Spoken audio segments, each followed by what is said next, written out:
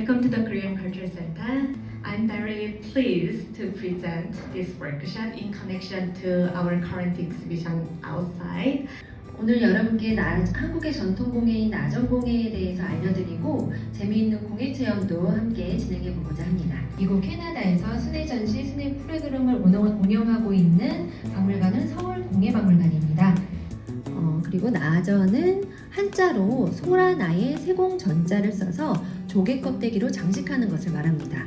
Like I just explained, very thinly and make it into those mother